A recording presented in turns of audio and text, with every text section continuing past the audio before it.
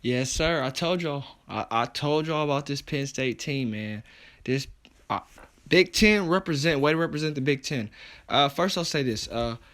When you Dick Vitale, legendary play-by-play announcer, has been doing it for a very long time, and he's endorsed Rodney Terry to be the head coach at the University of Texas, and they won the Big 12 tournament, and arguably you can make the case that it was the best league this year. And I'm a Big Ten homer, Big Ten fan, alum, and I'll say yes, the Big 12 was better. The SEC arguably was better, but the Big 12 for sure was the best conference in college basketball. And months ago, I did a video on Chris Beard and his situation, and to see the turnaround that Texas has had is huge. But we'll see if Texas give him that head coaching job. I feel like he's earned it.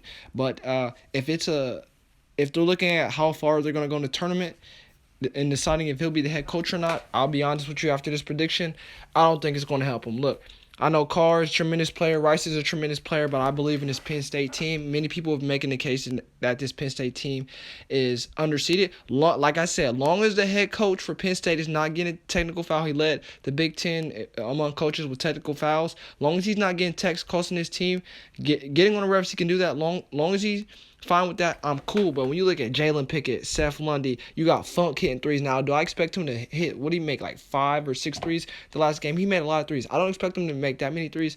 If he does follow up the performance that he had last time, they will roll Texas. This Penn State team they're not a 10 seed. They're not a 9. They're not an 8. They're not a 7, not a 6. You can make the case they're a 4 or 5 seed. And Texas is going against a team.